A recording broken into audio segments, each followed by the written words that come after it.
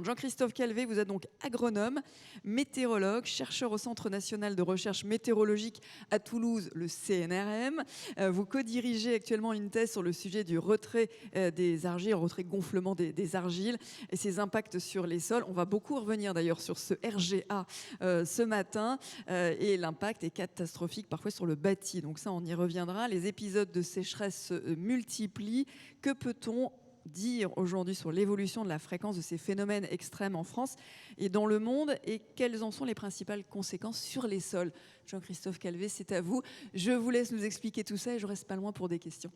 Merci beaucoup pour cette introduction. Voilà, donc slide suivante s'il vous plaît. Voilà, donc merci beaucoup aux organisateurs pour l'invitation à planter le décor de cette première session sur la sécheresse des sols. Donc je vais vous parler de ces effets dans un climat qui change. Et avant de commencer, je voudrais remercier mes collègues Jean-Michel Soubérou et Sophie Barthélémy qui m'ont fourni quelques éléments pour cette présentation. Slide suivante. Alors, tout d'abord, évidemment, il faut rappeler que nous sommes en train de vivre un réchauffement climatique qui est sans équivoque. La concentration en CO2 de l'atmosphère est aujourd'hui de 420 parties par million, alors qu'elle était de 320 parties par million dans les années 60. Et les impacts de ce réchauffement sont déjà fortement perceptibles. Alors, je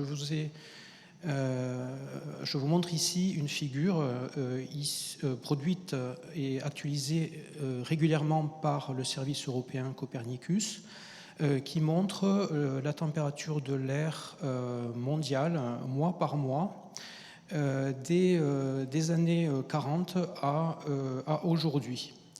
Voilà, donc ce qui est montré ici, c'est des anomalies en degrés Celsius par rapport à une référence pré-industrielle. Donc vous voyez que les années 80 sont dans le bleu et les années les plus récentes sont dans le rouge, à l'exception de l'année 2024, hein, donc on va jusqu'à avril, qui est en jaune.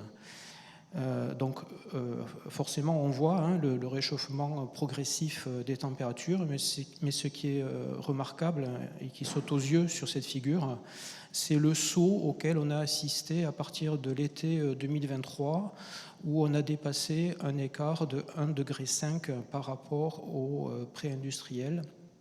Et cette tendance s'est poursuivie en 2024. Vous voyez que la courbe jaune se situe également au-dessus de ce seuil de 1,5 degré. Slide suivante. Alors sur la France, évidemment, on est sur continent et donc le réchauffement est encore plus marqué. Donc cette courbe montre des anomalies. Alors cette fois, c'est par rapport à une période de référence qui va des années 60 aux années 80. Et vous voyez qu'à partir de la fin des années 80, on a un réchauffement très très marqué. Donc cette courbe va jusqu'en 2022. Donc vous voyez que c'est le pic le plus important, hein, qui dépasse 2,5 degrés. Et si on traçait 2023, on aurait un pic qui serait à peu près du même ordre. Alors, bien sûr, on peut agir contre ça en limitant les émissions de gaz à effet de serre. Slide suivante. Donc, ce réchauffement de l'atmosphère a un impact bien évidemment sur le système sol-plante avec un accroissement de l'évapotranspiration et un assèchement des sols. Alors, l'humidité du sol, c'est une variable très importante qu'on peut mesurer. Donc, la mesure in situ de l'humidité du sol peut se faire grâce à des sondes automatiques. Hein. Donc, vous voyez ici un exemple de fosse qui a été creusée pour accueillir des sondes permettant la mesure de cette variable en continu. Donc cette photo a été prise sur l'une des stations de Météo France, enfin station automatique météorologique de Météo France dans le sud de la France. On dispose d'une vingtaine de stations de ce type actuellement. Alors évidemment, ces mesures in situ sont très très locales. Pour avoir une vision davantage spatialisée, on peut utiliser la télédétection micro-ondes. Donc il existe des satellites européens qui sont utilisés pour cela. On peut citer l'instrument SMOS, enfin le satellite SMOS de l'Agence spatiale européenne. qui a été lancé en 2009 et qui est toujours actif.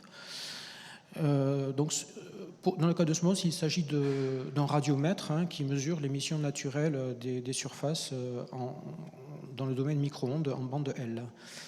On peut citer également l'instrument ASCAT sur les satellites METOP de EUMETSAT. Donc ce sont des satellites météorologiques.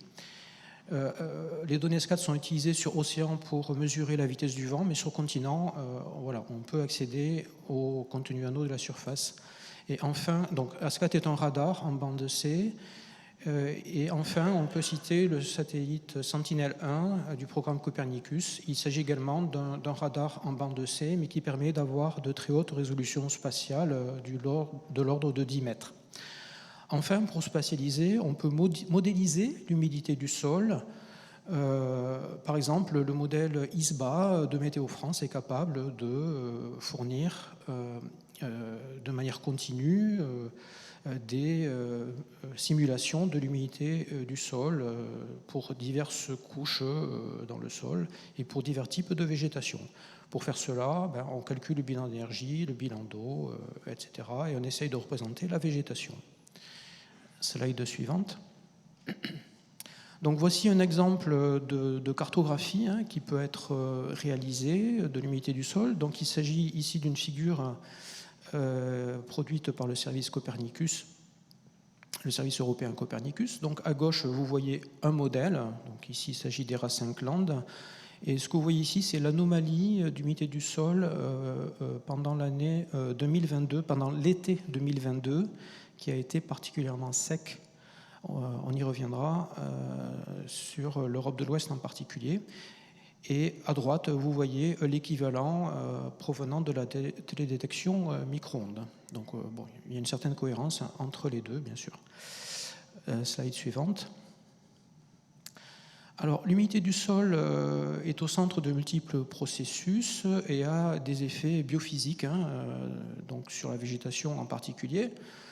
En cas de stress hydrique, la production de biomasse est réduite, la photosynthèse est réduite.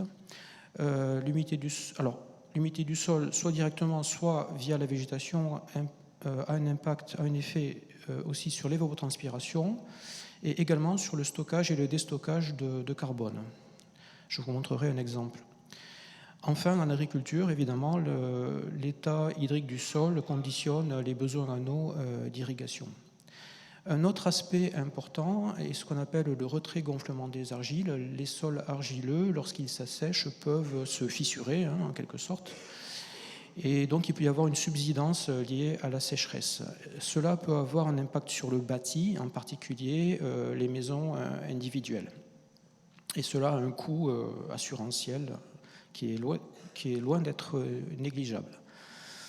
Enfin, l'humidité du sol a un effet très important également sur le bilan d'énergie de surface via la conductivité thermique du sol qui dépend de l'humidité du sol. Cela a un impact sur la température du sol et également sur l'albédo de surface qui est la capacité du sol à réfléchir le rayonnement solaire ou à l'absorber. Enfin, l'humidité du sol a un effet en hydrologie sur le ruissellement et de l'eau de pluie et le drainage des précipitations vers les rivières. Slide suivante. Alors, pour ce qui est de l'agriculture, je vous montre ici une figure faite par Arvalis qui montre la stagnation des rendements du blé en France à partir du milieu des années 90.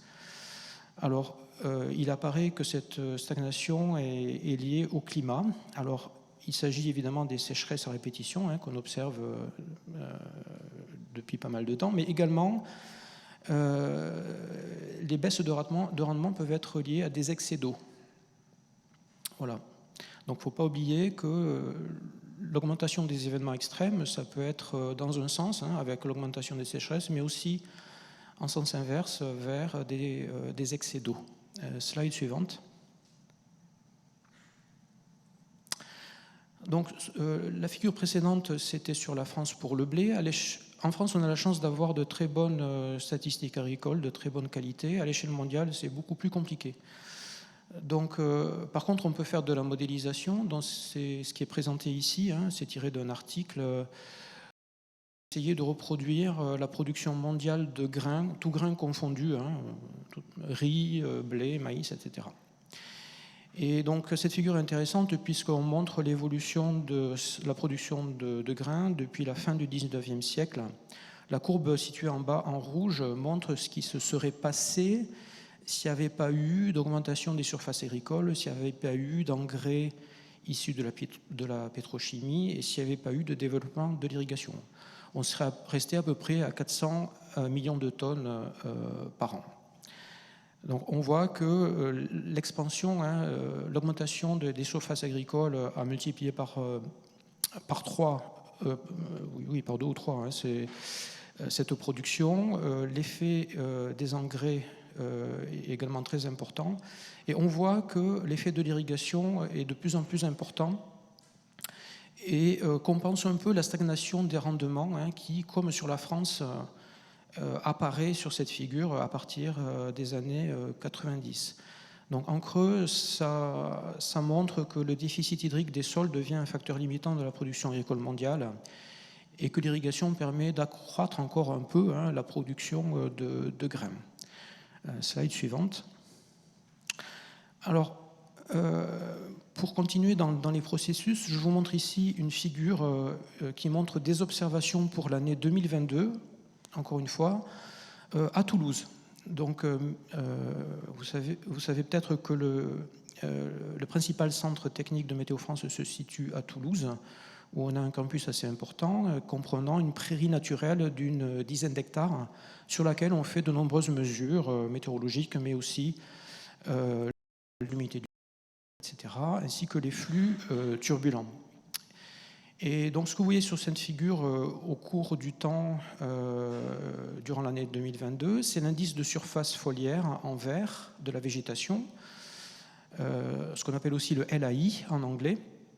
Vous voyez un indice d'humidité du sol qu'on appelle SWI, Soil Wetness Index, en bleu, et le flux de CO2 à midi. Alors je montre ici que les mesures réalisées à midi pour que la figure soit lisible. Donc en début d'année, l'humidité du sol est proche de ce qu'on appelle la capacité au champ, c'est-à-dire qu'il n'y a pas de stress hydrique. Et dès le mois de mars en 2022, la végétation s'est développée en puisant dans le stock d'eau du sol. Donc on voit une forte croissance de la végétation jusqu'à début mai. Et dès le début du mois de mai, on a atteint un stock d'eau dans la zone racinaire très faible, qui a déclenché donc une mortalité importante de la végétation avec une baisse assez drastique de ce fameux LAI. En parallèle, vous voyez le flux de CO2 en jaune. Donc quand c'est négatif, ça veut dire que la photosynthèse l'emporte sur ce qu'on appelle la respiration. Donc la photosynthèse permet au système sol-plante d'absorber du CO2 et la respiration de l'écosystème réémet du CO2 dans l'atmosphère, vers l'atmosphère. Donc lorsque la photosynthèse l'emporte sur la respiration, on a un flux négatif et c'est ce que vous voyez en début d'année jusqu'au début du mois de mai. Durant la saison estivale, voilà, ce flux devient très faible, sauf lorsqu'il pleut. Donc vous voyez les deux pics positifs qui correspondent en fait à une émission de CO2 du sol vers l'atmosphère. Donc ça, c'est lié au fait que les températures sont très élevées et que la végétation est peu active. Alors pourquoi ces pics se produisent-ils quand il pleut? Parce que les micro-organismes du sol ne peuvent être actifs que s'il y a de l'eau. Voilà. Donc le fait qu'il pleuve réactive les micro-organismes du sol qui décomposent la matière organique. Et donc vous voyez ces pics d'émission de CO2, pour vous donner un ordre de grandeur, ça correspond à 2 kg de CO2 par hectare et par heure. Voilà, slide suivante. Si vous... Alors, comment fait-on pour caractériser les sécheresses? Donc, Météo France utilise cet indicateur que j'ai déjà mentionné, le Soil Wetness Index ou Soil Water Index si vous préférez. Donc cette figure montre pourquoi on utilise cet indicateur. Sur la gauche, vous voyez deux cartes de texture du sol. En haut, l'argile et en bas, le sable. Au milieu, vous voyez l'humidité du sol exprimée en mètres cubes d'eau par mètre cube de sol. Et vous voyez que cette carte du milieu ressemble beaucoup aux cartes de texture. Voilà, puisqu'en fait, l'effet texture du sol, si vous voulez, est très important sur cette quantité en mètres cubes exprimée en mètres cubes par mètre cube. Donc pour avoir une vision globale de la sécheresse, on normalise cette humidité du sol entre sa valeur à la capacité au champ, donc pas de stress hydrique, et sa valeur au point de flétrissement, c'est-à-dire voilà, sa valeur minimale du point de vue de la végétation. Et on obtient à droite, donc ici c'est pour le 16 août 2022 à 10h du matin, et c'est une carte qui est tracée ici pour les arbres à feuilles caduques, voilà, et pour une certaine profondeur du sol située entre 80 cm et 1 mètre. Voilà, donc on peut produire ce genre d'indicateur, type de végétation par type de végétation, et pour différentes profondeurs du sol.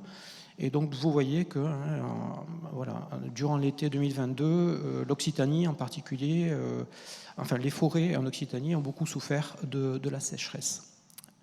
Slide suivante.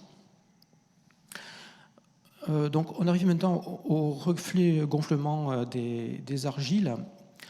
Donc on peut utiliser ce type de simulation du Soil Wetness Index pour caractériser ce phénomène. Donc c'est ce qui a été fait dans le cadre de la thèse de Sophie Barthélémy, qui était cofinancée par la Caisse centrale de réassurance, le BRGM et Météo France. Donc Sophie a réalisé plusieurs tests qui ont montré que lorsqu'on se compare à la sinistralité du bâti, donc en faisant un échantillonnage sur un certain nombre de communes et en regardant le nombre de sinistres, en fait, on arrive à trouver une relation entre l'humidité du sol simulée par le modèle ISBA et la sinistralité en construisant un indicateur qui s'appelle la magnitude de sécheresse. Donc sur cette figure en rose, là, vous voyez l'évolution au cours du temps pour 3 années, année 1, année 2, année 3, du SWI. Donc on définit un seuil en dessous duquel on fait l'intégrale en fait des déficits. Voilà, donc, je ne sais pas si c'est clair, mais voilà, quand on fait ce cumul de déficits, on obtient ce qu'on appelle une magnitude de sécheresse, et on montre que cet indicateur est particulièrement pertinent pour caractériser la sinistralité du retrait-gonflement des argiles. Slide suivante, s'il vous plaît. Voilà, donc ceci est illustré sur cette figure où on compare la cohérence entre cet indicateur et la sinistralité. Donc plus on est dans le jaune, meilleure est la cohérence, et plus on est dans le bleu, moins bonne est la cohérence. Donc vous voyez que cette corrélation est montrée ici en fonction de la profondeur et du seuil de SWI que l'on choisit. Donc à gauche, il s'agit des percentiles les plus faibles, c'est-à-dire les sécheresses les plus marquées. Et vous voyez que les meilleures correspondances sont obtenues pour les arbres à feuilles caduques et non pas pour les prairies, et pour des profondeurs à partir de 80 cm. Voilà. Donc en creux, ce que montre ce résultat, c'est que il semblerait que la sinistralité puisse être expliquée, alors difficile de dire dans quelle mesure, mais par la présence d'arbres près des maisons. Et c'est ce que montre aussi la littérature, en particulier outre-Manche. Voilà, slide suivante. Donc cet indicateur, on peut essayer de le spatialiser. Donc pour les arbres à feuilles caduques, pour une couche de sol située en 80 cm, entre 80 cm et 1 mètre de profondeur. Et voici les cartes que l'on obtient sur la France. Donc de gauche à droite et de haut en bas, on va de 2003 à 2022. Donc on commence par 2003, donc les plus anciens d'entre nous se souviennent que 2003, ça avait été un peu un choc dans la communauté, c'était du jamais vu à l'époque. Et donc on voit ici que du point de vue des arbres à feuilles caduques, c'était réellement une année assez exceptionnelle qui a touché une grande partie de la France. Après 2003, il y a eu des sécheresses marquées qui ont affecté telle ou telle partie de la France, mais pas de manière vraiment généralisée. Par contre, à partir de 2018, on commence à revoir des sécheresses qui sont fortement étendues spatialement, et à l'exception de 2021, qui a été une année moins chaude et plus humide. Par contre, vous voyez que 2022, là, on bat vraiment tous les records. C'est vraiment, alors là pour le coup, c'est du jamais vu.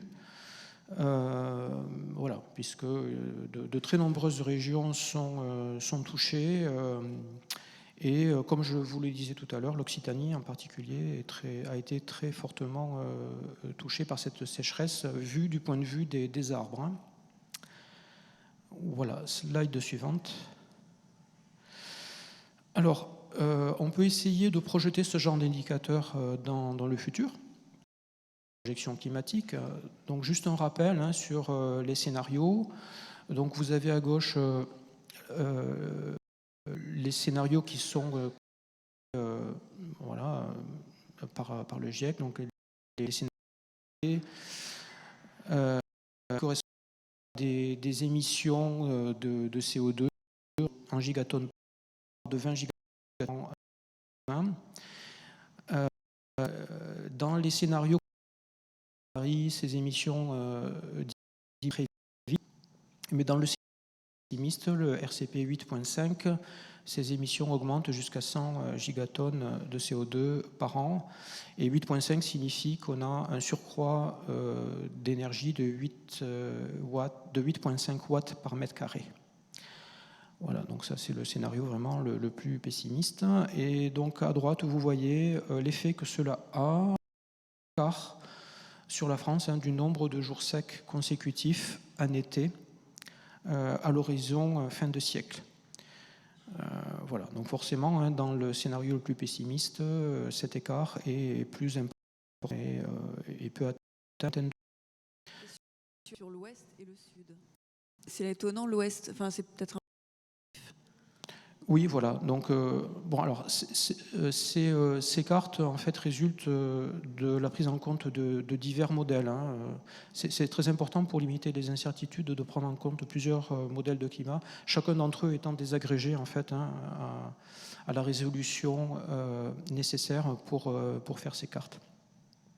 Donc, voilà le résultat qu'on obtient pour cet indicateur, le nombre de jours secs consécutifs.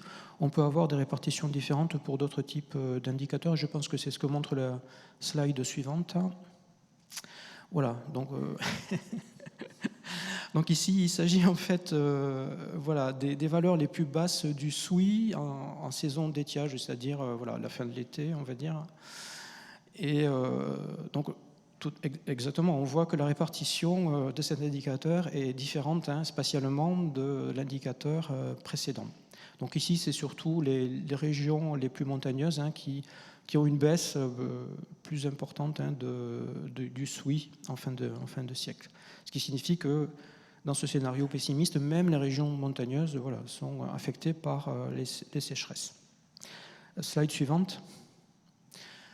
Alors, concernant le retrait-gonflement des argiles, Sophie Barthélémy a projeté cet indicateur de magnitude de sécheresse dont je vous parlais précédemment.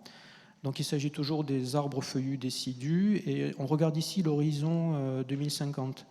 Donc, les trois cartes que vous voyez montrent la valeur de cet indicateur donc, dans le climat présent, dans un horizon un peu intermédiaire, 2026 et dans un horizon plus lointain, 2046-2065, et vous voyez que la valeur de cet indicateur augmente.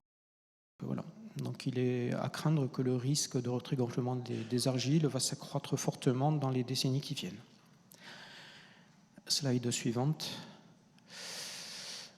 Voilà, alors on peut aussi faire des projections climatiques à l'échelle mondiale, à l'échelle de l'Europe, et avoir peut-être une vision plus socio-économique, on va dire. Donc cette figure est tirée d'un rapport de la Cour des comptes européenne qui a été publié en 2018, et la Cour des comptes européenne s'alarmait du fait que les politiques, la mise en œuvre des politiques du climat par la Commission européenne a été un peu timide, on va dire. Et donc, ils ont mis cette figure dans leur rapport qui montre deux projections du risque de désertification. Donc, à gauche, c'est dans le scénario RCP 4.5 et à droite, dans le RCP 8.5. Voilà. Il ne faut pas que le mot désertification soit un mot tabou. Donc, désertification, ça concerne le climat, mais aussi l'effet sécheresse sur le système sol-plante, sachant que moins de végétation peut vouloir dire également un sol davantage exposé à l'érosion, etc. Voilà, donc il peut y avoir une réaction en chaîne, si vous voulez, qui conduit à une désertification de certaines zones. Alors, ça a déjà commencé dans certaines régions en Espagne. Et donc ces cartes, bon, je ne sais pas dans quelle mesure elles sont fiables ou pas, mais bon, enfin, montrent que le sud de l'Espagne, par exemple, la Sicile africaine, le delta du Danube sont vraiment à risque.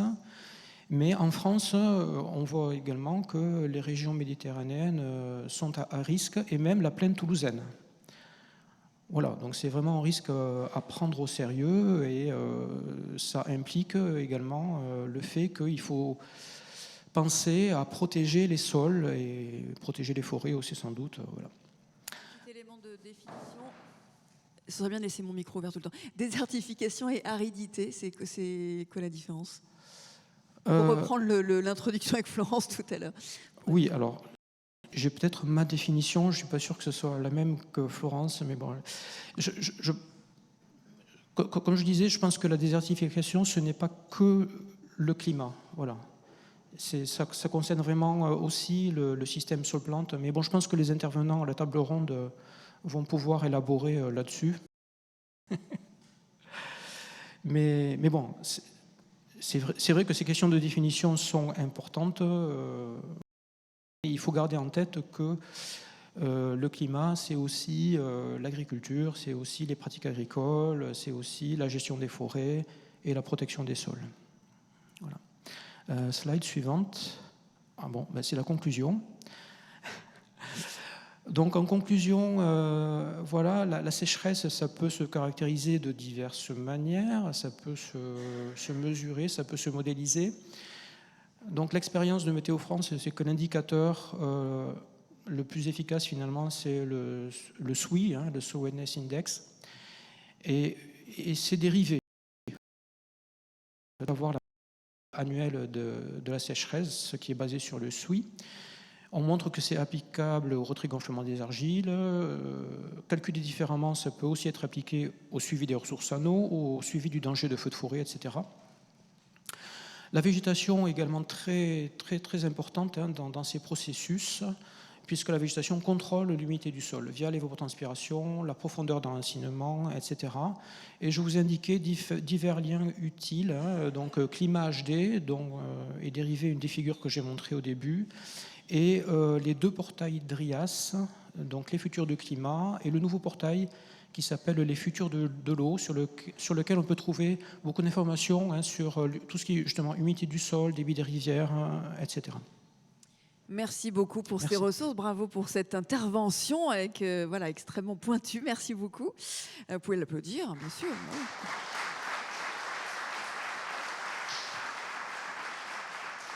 Et c'est vrai, avec des thématiques que l'on n'aborde pas forcément très souvent, notamment sur l'impact sur les arbres, la différence entre arbres et autres types de végétation. J'imagine que vous avez peut-être des questions pour approfondir. Alors oui, plein de questions. On va vous passer le micro déjà à tous les deux. Vous êtes à côté. Donc, bonjour. Je veux bien que vous vous présentiez. Sarah Feuillette de l'Agence de l'eau Seine-Normandie. Je vous remercie pour votre présentation. J'avais une question. À un moment donné, vous nous présentez une diapo sur la station de Toulouse. Oui. qui compare l'indice foliaire, etc. Et j'ai pas compris le message il y a les flux de CO2, etc. Mais j'ai pas trop su quoi en déduire. Ça, c'était une première question. Oui. Et aussi une question réflexion sur les rendements du blé. Sur votre graphe, on voit qu'effectivement, il y a le stress hydrique, il y a les inondations, il y a les chaudages aussi, Oui. parce que les agronomes que je connais me disent que c'est un phénomène super important. Et je pense que Oui, c'est important dans tout le à fait. message de bien montrer que l'irrigation, c'est pas une baguette magique. Il y a d'autres problèmes. Et donc, les problèmes des chaudages, ils vont pas être résolus par l'irrigation. Les problèmes d'inondation vont pas être résolus par l'irrigation. Voilà, parce que quand même, il y a une petite pression pour développer l'irrigation. Merci. Oui, merci beaucoup pour ces questions. Donc, concernant la première, donc effectivement, sur notre site de Toulouse, nous avons une espèce de super station météo, si vous voulez, sur laquelle on mesure plein de choses. Donc, il s'agit d'un site qui est associé à l'initiative européenne ICOS, qui est tout un réseau de stations en Europe qui mesurent les flux d'eau, de carbone et d'énergie. Voilà, donc le message que je voulais faire passer sur cette diapo, c'est que l'humidité du sol, ce n'est pas une variable à considérer de manière isolée, puisque ça dépend de la végétation. C'est ce que je voulais montrer par le fait que quand la végétation se développe, en fait, elle assèche le sol. Voilà. Et une fois que le sol est asséché, la végétation meurt. Voilà. Donc il y a une forte interaction entre les deux. Le message que je voulais faire passer aussi, c'est qu'en conditions sèches, quand il pleut, on peut avoir de très fortes émissions de CO2 par les sols. C'est-à-dire qu'un écosystème qui, en l'occurrence, est un écosystème naturel, c'est une prairie naturelle qui est coupée une fois par an, etc., est plutôt un puits de carbone, de manière générale. Mais si le nombre de sécheresses augmente, etc., ce puits de carbone peut devenir une source. C'est le message que je voulais faire passer. Après, concernant le blé, oui, effectivement, l'irrigation du blé, c'est pas mal développé, en premier lieu, depuis pas mal de temps en région parisienne, mais ça commence aussi maintenant en Occitanie, ce qui est assez surprenant. Et effectivement, le fait d'irriguer le blé, d'augmenter le contenu en eau, n'a pas d'impact immédiat, on va dire, sur la température de l'air et sur le risque d'échaudage. Le risque d'échaudage, effectivement, est assez indépendant de l'humidité du sol. Oui, nous vous écoutons, vous avez le micro. Bonjour, François Dulac du Laboratoire des sciences du climat et de l'environnement. Merci, c'était très intéressant. J'ai 2 questions, si je peux. Vous avez fait le lien entre l'augmentation du risque et la présence d'arbres. Oui. Est-ce que ça ne cache pas finalement que l'augmentation du risque, ce n'est pas plutôt lié à une sécheresse en profondeur? Est-ce que c'est vraiment la responsabilité de la présence d'arbres? Et puis la deuxième, c'est vous avez montré une comparaison de modélisation et de télédétection, où la spatialisation était bien représentée par le modèle. Par contre, l'amplitude des valeurs fortes et faibles n'est pas du tout, me semble-t-il, bien représentée. Donc, est-ce que c'est un cas particulier ou est-ce que c'est un fait général que les modèles sous-estiment les extrêmes, finalement? Oui.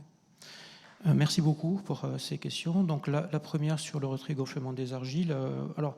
Et évidemment, nos résultats à l'échelle de la France sont assez indirects. Ce n'est pas vraiment une preuve directe de l'impact de la présence d'arbres près des maisons. Bon, c'est une preuve un peu en creux, comme je l'ai dit. Donc l'hypothèse que nous avons, c'est qu'en conditions très sèches, les arbres, pour survivre, alors il se trouve que les arbres, en fait, ont un système racinaire généralement beaucoup plus profond que les prairies. Voilà. Sur notre site de Toulouse, qui est une prairie, la profondeur pertinente pour représenter le contenu en eau dans la zone racinaire, c'est 30 cm. Voilà, une couche de sol de 30 cm. Pour les arbres, il faut descendre jusqu'à 1 mètre ou 2 mètres. Donc c'est là qu'est la différence. Et en fait, cet indicateur que j'ai montré, qui va d'une couche de 80 cm à 1 mètre, c'est vraiment spécifique aux arbres. C'est un indicateur qui ne serait pas tellement pertinent pour les prairies ou les cultures, je pense. Et donc l'hypothèse, c'est qu'en conditions très sèches, les arbres, pour survivre, du fait qu'ils ont un système racinaire préexistant qui leur permet d'aller pomper de l'eau en profondeur, pompent beaucoup d'eau en dessous des fondations, et que c'est cela qui serait à l'origine des désordres. Alors, comme je l'ai dit, il y a pas mal de littérature sur ce sujet en Angleterre, hein, puisque la ville de Londres est bâtie sur une zone très très argileuse, où il y a beaucoup de retrait-gonflement des argiles et il y a eu, lors des années de sécheresse récentes, pas mal de dégâts sur les maisons individuelles. Et il y a beaucoup de littérature sur l'effet des arbres près des maisons en Angleterre. Voilà, donc. Et nous y reviendrons dans la table ronde avec Oui, Laline Egil-Hammer du CEREMA, justement pour en savoir plus sur cette question. Nous allons creuser encore ce sujet-là. Il y avait une deuxième... Ah oui, pardon. Donc oui, effectivement, j'ai comparé deux cartes, une issue d'un modèle et une issue de données satellitaires. Bon, alors c'est vrai que les deux approches sont un peu différentes. Les données satellitaires, on ne les a pas forcément en continu, à la différence des modèles. Les données satellitaires ont leurs propres problèmes, on va dire, hein, leurs propres incertitudes, les modèles aussi. Alors, il existe une technique qui s'appelle l'assimilation de données, qui permet d'intégrer les observations satellitaires dans les modèles, et cela permet en fait de prendre le meilleur des deux. Voilà. Donc c'est une approche qu'on essaie de développer à Météo France et au Centre national de recherche météorologique en particulier. Donc en ligne, on nous demande si on va pouvoir récupérer votre présentation ainsi que toutes celles de la journée. Je crois que c'est prévu, notamment dans le replay de la journée. Et les documents seront mis en ligne. C'est bien ça, Dominique, la confirmation. Voilà. Donc vous aurez accès, si vous nous le permettez, bien sûr. Bien sûr, aucun problème. À ces différentes données. Oui, il y a une question là, merci. Oui, bonjour, Grégoire Essayé, je suis chercheur à AXA Climate et je travaille notamment sur la question de retrait-gonflement d'argile. Dans la plupart des travaux que je vois sur ce sujet-là, et notamment ceux que vous avez présentés, visiblement, il y a assez peu de traitement de la notion de multitemporalité de la sécheresse. Je m'explique par exemple, on pense, nous, que sur certains types de vulnérabilité en France, certaines régions de France, un mouvement, par exemple, de sécheresse brutale dans une période de sécheresse plus prolongée peut être peut-être plus impactant et avec un sinistre plus important. Qu'est-ce que vous pensez de cette idée-là de multitemporalité et comment c'est traité dans les travaux que vous voyez voilà. Oui, c'est une très bonne question. Alors, le moyen de traiter cette question, dont ça a été traité de manière implicite dans les résultats que je vous ai présentés, c'est de calculer un cumul annuel. Voilà. Donc, quand on calcule ce cumul annuel, effectivement, c'est un phénomène cumulatif, c'est-à-dire qu'il peut y avoir un premier événement sec qui commence à fragiliser le bâti, on va dire, puis un second, un mois plus tard ou 2 mois plus tard, qui finit le travail. Voilà. Donc, le fait de calculer un indicateur en cumulé tout au long de l'année permet de répondre d'une certaine manière à cette problématique. Alors, c'est peut-être pas parfait. Alors, j'ajoute que si on voulait, on pourrait calculer cet indicateur au fil de l'eau, jour par jour. Rien n'empêche de le faire. Alors, il y a aussi quelques questions en ligne. Ici, il y a une pause dans la salle. Est-ce que vous prenez en compte... Alors, il y a beaucoup d'indicateurs. Hein, c'est d'ailleurs c'est ça qui fait la complexité. Est-ce qu'on prend en compte aussi le vent sur la sécheresse des sols, notamment? Est-ce que... voilà, une première question, puis après, j'en aurai une autre. Oui, alors effectivement, dans la modélisation, comme je l'ai dit, on calcule le bilan d'énergie, le bilan d'eau, etc. Et pour faire ce calcul, on prend en compte toutes les variables météorologiques. Donc il y a la vitesse du vent, la température de l'air, l'humidité de l'air, mais aussi tout ce qui est rayonnement. Donc rayonnement solaire, rayonnement infrarouge atmosphérique, précipitation, bien sûr. Donc toutes ces variables atmosphériques sont prises en compte dans le calcul. Très bien. Est-ce qu'il y a une autre question dans la salle? Oui, nous vous écoutons. Ah bah, 2 questions. Allez-y, puis vous passerez le micro devant. Bonjour, je suis Alexandre Paille, doctorant à l'EM Lyon, à l'Université Lyon 2, et je travaille sur des questions de la gestion des risques liés à la sécheresse du point de vue de l'assurance. Alors en fait, ma question rejoint après, en quelque sorte, des questions qui ont déjà été posées. Donc vous avez évoqué qu'il y a plusieurs variables météorologiques qui peuvent rentrer en compte. Et par exemple, vous avez parlé de Soil Wetness Index qui est très utilisé. Alors ma question, c'est dans des travaux, j'ai vu que le processus de retrait gonflement argile peut être modélisé. Donc il y avait des travaux qui disait que dans une certaine période, donc il y a de sécheresse, donc le retrait qui commence. Après, avec des pluies fortes, c'est plutôt le gonflement qui commence. Est-ce qu'il y a des modèles qui permettent de faire une sorte de mapping entre des variables météorologiques telles que la vitesse du vent, le witness index, etc., vers ce processus du retrait gonflement argile? Oui, tout à fait. Donc, ce que je vous ai présenté, en fait, c'est la première partie de la thèse de Sophie Barthélémy, la partie réalisée à Météo France.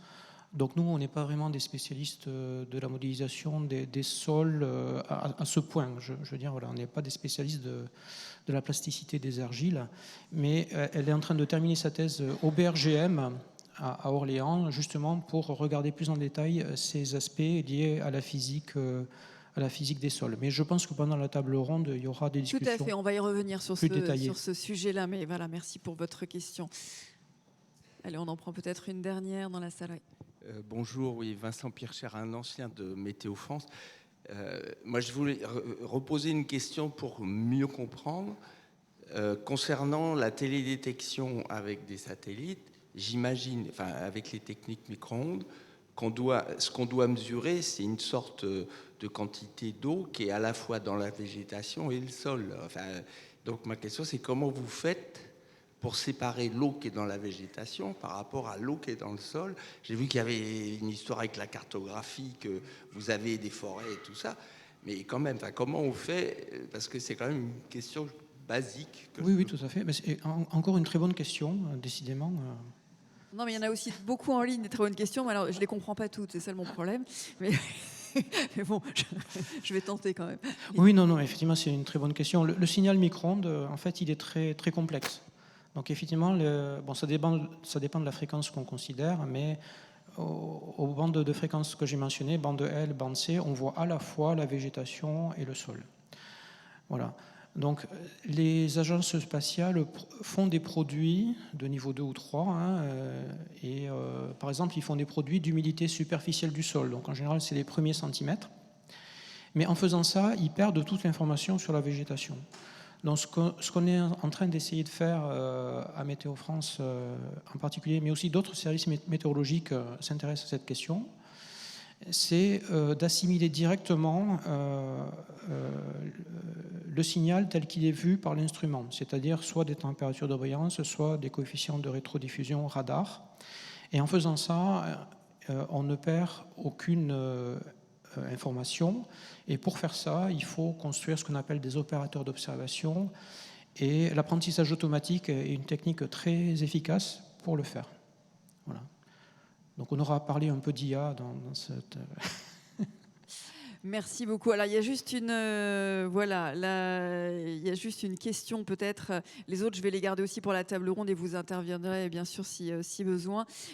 Comment savoir si finalement la stagnation des rendements dont vous avez parlé est liée par l'utilisation massive de pesticides et donc à une baisse de fertilité des sols et la sécheresse? Quelle est la part des deux? Comment on arrive à déterminer? C'est hyper compliqué, j'imagine. Enfin... Oui, alors ce n'est pas ce que j'ai dit. Moi, je ne suis pas forcément très compétent. Donc c'est bien peut-être de clarifier pour que ce soit bien compris. Oui. Bon, alors, ce que dit Arvalis, ce que j'ai compris de ce que dit Arvalis, c'est que c'est vraiment le climat qui est le facteur principal.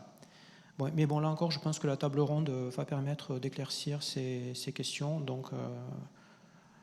voilà. Mais ce que j'ai compris, c'est ça, c'est quand même le climat qui est en jeu au premier ordre, on va dire. Merci beaucoup pour toutes ces explications. On vous a gardé un tout petit peu plus longtemps, mais c'était très intéressant. Merci. Et évidemment, vous intervenez même pendant la table ronde si vous souhaitez apporter un éclairage.